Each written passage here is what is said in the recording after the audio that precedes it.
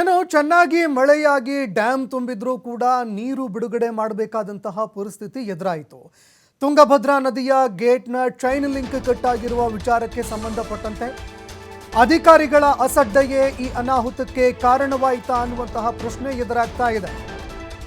ಏನ್ ಮಾಡ್ತಾ ಇದ್ರು ಅಧಿಕಾರಿಗಳು, ಆಡಳಿತ ಮಂಡಳಿ ಏನ್ ಮಾಡ್ತಾ ಇತ್ತು ಅನ್ನುವಂತಹ ಪ್ರಶ್ನೆ ಕೂಡ ಎದುರಾಗ್ತಾ ಇದೆ.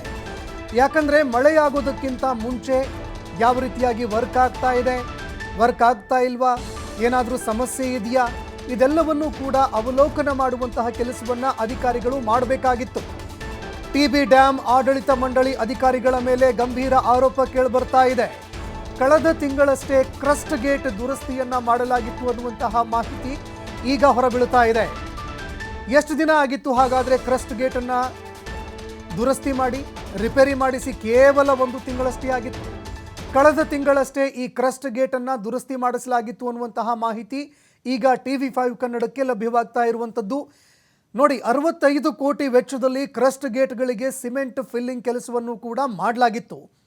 ಹೈದರಾಬಾದ್ ಮೂಲದ ರಾಘವೇಂದ್ರ ಕಂಪನಿಯಿಂದ ಫಿಲ್ಲಿಂಗ್ಗೆ ಒಂದು ಕೆಲಸವನ್ನ ಕೂಡ ಮಾಡಲಾಗ್ತಾ ಇತ್ತು.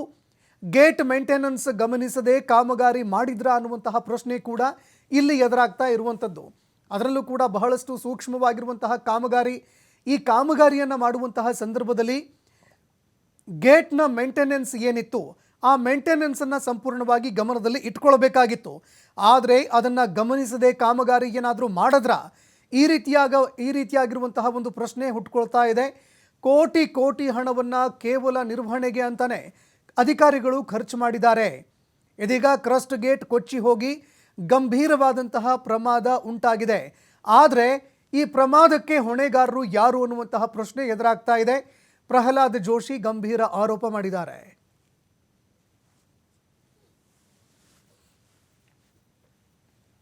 ಇದರ ಬಗ್ಗೆ ಸಂಪೂರ್ಣವಾದಂತಹ ಜವಾಬ್ದಾರಿಯನ್ನು ಫಿಕ್ಸ್ ಮಾಡಬೇಕು.